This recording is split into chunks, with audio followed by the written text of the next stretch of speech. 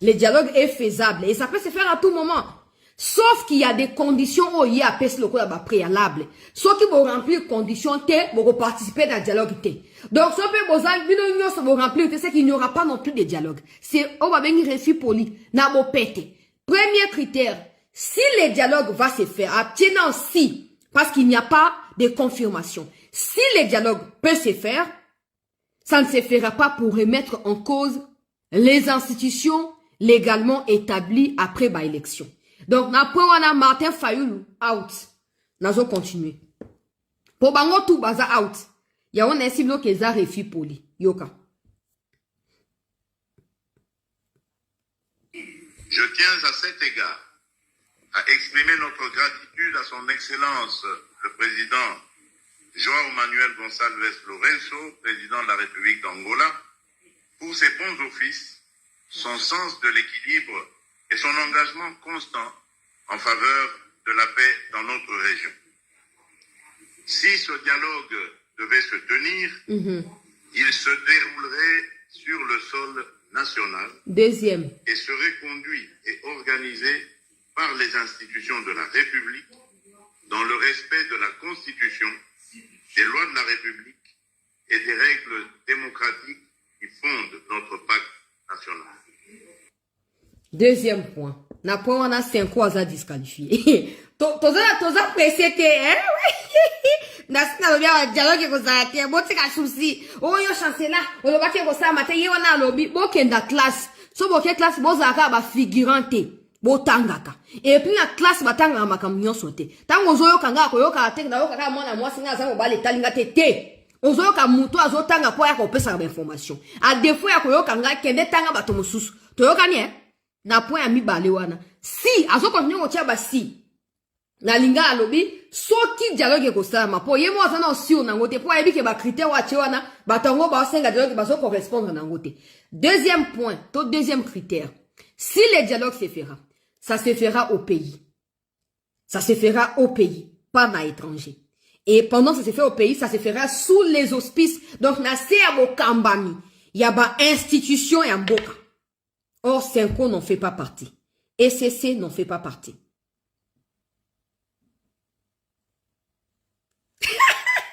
Institution et mboka ezali gouvernement. Ezali président de la République na gouvernement to yokani bon qui s'attention mon melama ya malili tozo koba. Cependant, je le dis avec la même clarté, ce dialogue intérieur, aussi nécessaire soit-il, ne saurait tenir.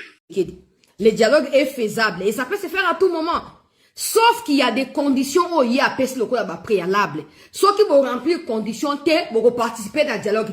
Donc, ce que vous remplir, c'est qu'il n'y aura pas non plus de dialogue. C'est, on va venir réussir poli, n'a pas pété. Premier critère, si le dialogue va se faire, abstenant si, parce qu'il n'y a pas de confirmation. Si le dialogue peut se faire, ça ne se fera pas pour remettre en cause les institutions légalement établies après l'élection. Donc, on a Martin Fayoulou out. Nous allons continuer. Pour bango tout baza out. Il y a un cible qui est refi poli. Yoka. Je tiens à cet égard à exprimer notre gratitude à son Excellence le Président João Manuel Gonçalves Lourenço, Président de la République d'Angola, pour ses bons offices, son sens de l'équilibre et son engagement constant en faveur de la paix dans notre région. Si ce dialogue devait se tenir, il se déroulerait sur le sol national. Deuxième. Et serait conduit et organisé par les institutions de la République dans le respect de la Constitution, des lois de la République et des règles démocratiques qui fondent notre pacte national. Deuxième point. Na point on a 5 ans à disqualifier. Toza précédé, hein? Na bien dialogue ko za te bo tika souci. O yo chancela, o lo ba ke ko sa mate ye wana lobi bo kenda classe. So bo ke classe bo za ka ba figurante. Bo tangaka. Et puis la classe ba tanga makamnyo sote. Tango zo yo kanga ko yo ka te na yo ka mwana mwasi nga za ko ba le talinga te. ozoyoka mutu azotanga po ya kopesa information a défaut ya koyoka nga kende tanga bato mosusu toyokani na point ya mibale wana si azokontinue kotia basi nalinga alobi soki dialogue ekosalama po ye mo aza na osio nango te po ayebi ke bakritère watie wana bato yango baosenga dialogue bazokorrespondre nango te. Deuxième point to deuxième critère, si le dialogue se fera, ça se fera au pays. Ça se fera au pays, pas na étranger. Et pendant que ça se fait au pays, ça se fera sous les auspices. Donc, na se abo kambami. Yaba institution et mboka. Or, Senko n'en fait pas partie. ECC n'en fait pas partie.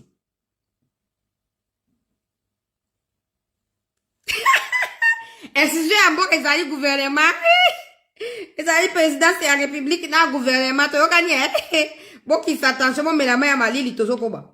Cependant, je le dis avec la même clarté, ce dialogue intérieur, aussi nécessaire soit-il, ne saurait tenir. Bonsoir Madame Yangui, bonsoir à tous. Le président de la République a signé une série d'ordonnances portant organisation judiciaire. Ordonnance loi numéro 26/009 du 29 juillet 2026 portant organisation, autorisation de la prorogation de l'état de siège sur une partie du territoire de la République démocratique du Congo.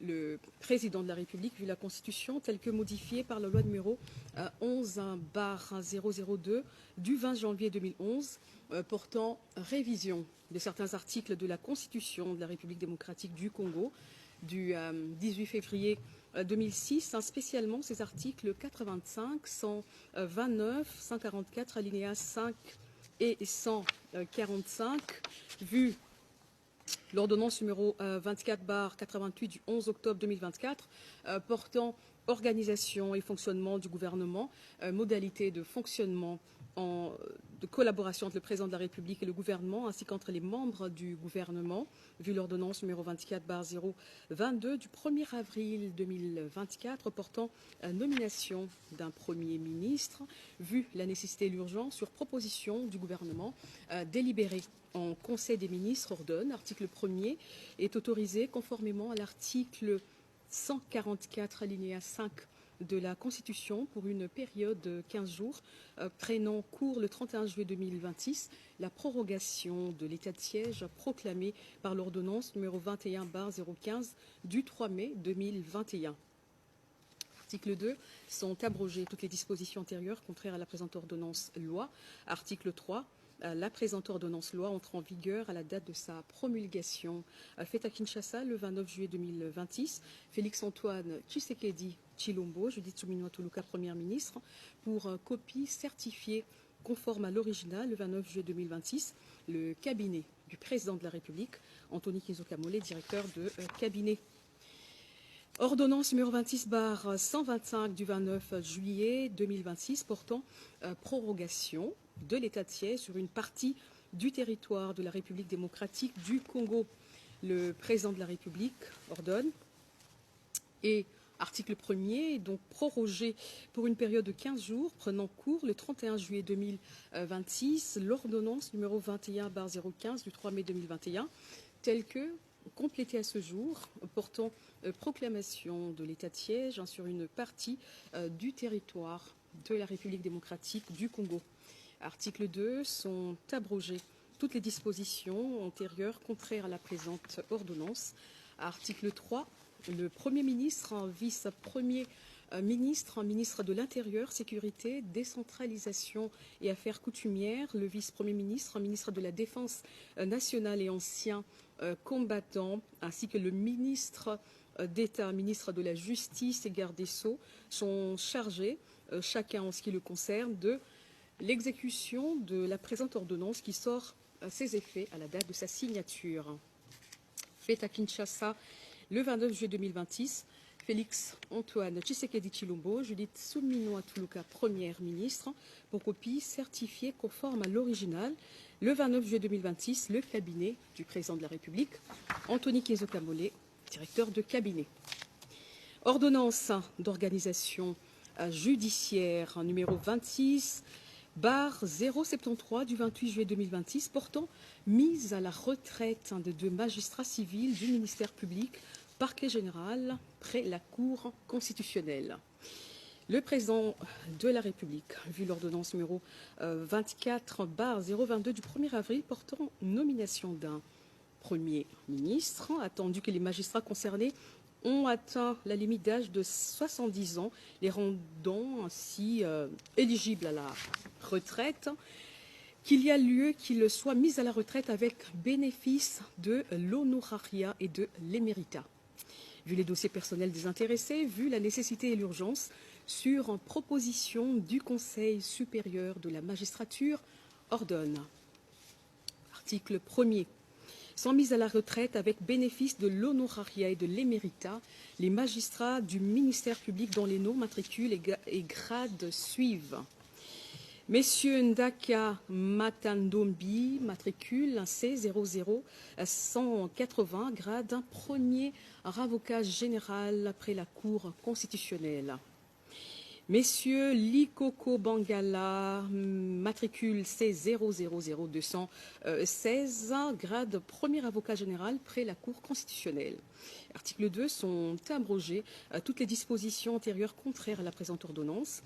Article 3, le président du Conseil supérieur de la magistrature est chargé de l'exécution de la présente ordonnance qui sort ses effets à la date de sa signature.